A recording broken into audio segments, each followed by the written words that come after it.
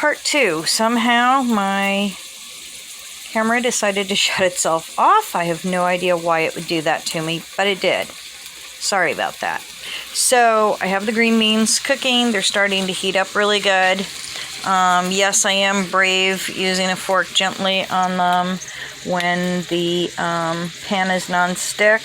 As long as you don't scrape and scratch against the bottom, you're not really going to hurt good non-stick pans. Cheap ones are a different story. I don't like the cheap ones. I've had this pan for a couple of years now, and it's been good to me.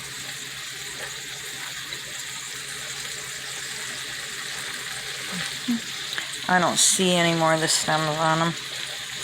So now we're just going to let these cook down. Oh, found one. So that's my whole pile of stems I picked off. And I still haven't added anything else, just them 2 tablespoons of butter in the beginning.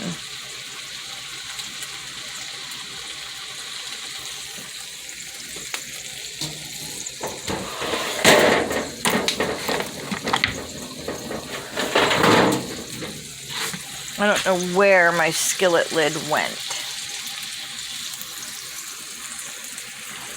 If I had the skillet lid, I would put that on there and let it help steam them a little quicker.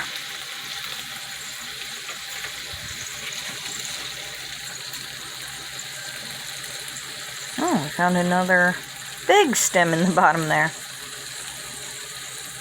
Years of cooking has allowed me to be able to touch stuff that's pretty hot, but don't do that at home.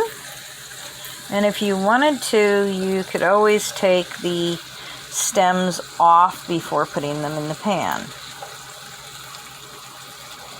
I just have severe ADHD, so for me, just watching the pan cook is pure torture.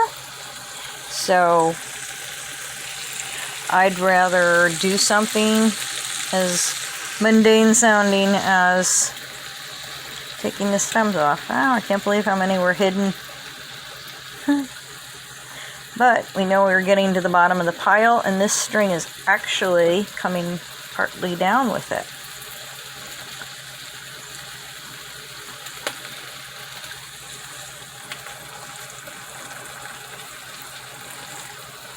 As you can see, by having the stove on number 5 after it got warm, it's just cooking at a nice even pace, keeping them from burning.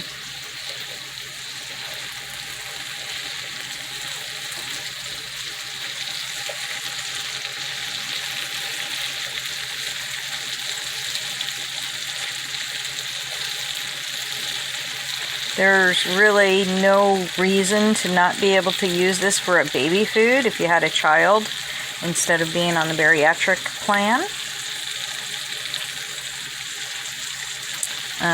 I'm not on bacon yet.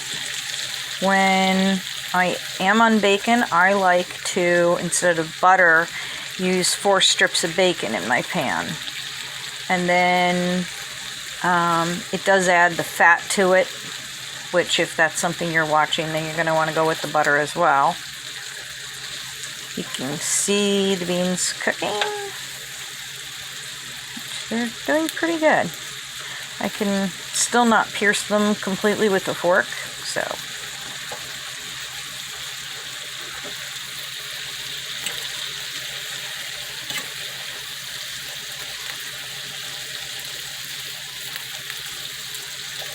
Just keeping them rotated.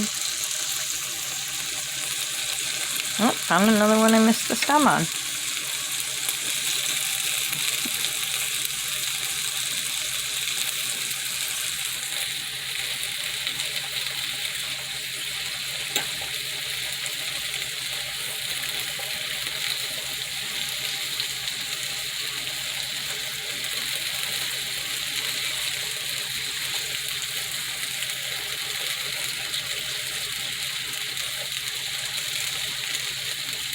Okay, I'm starting to lose the liquid of the butter in here.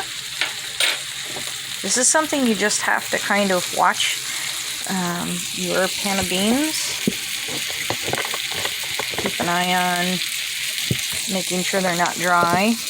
And then this is my beef broth. If you need to watch your sodium, you can use the lower sodium or salt-free even. And you don't want to put enough in the time that cold liquid, because mine was previously opened and in the fridge. You know, you don't want to make the pan get cold.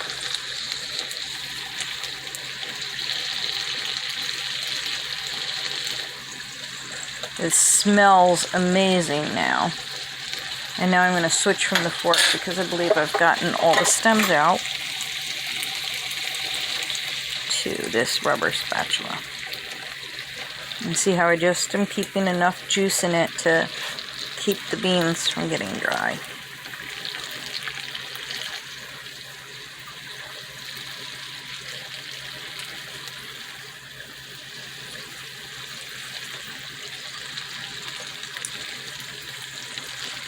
Fun fact, when I was a kid, my two brothers and sister and I got the fun of snapping these beans. We had to not only pull the ends off of them, but then you had to tear it into 3 or 4 pieces, depending on the length of the bean. Like this would have probably been 4 pieces. And then those were parboiled and put up frozen for vegetables in the freezer. If you have a deep freezer in your house, you can use that to store the beans once you've cooked them, rather than the top freezer on your fridge. Now they're starting to really cook and get a little mushy here. So I found another stem, of course. The reason they're called string beans is because they actually have a string. See? That is a string from a string bean. And of course we eat them and they add more fiber to our diet. I just pulled that one as much as I did just to show you why they're called string beans.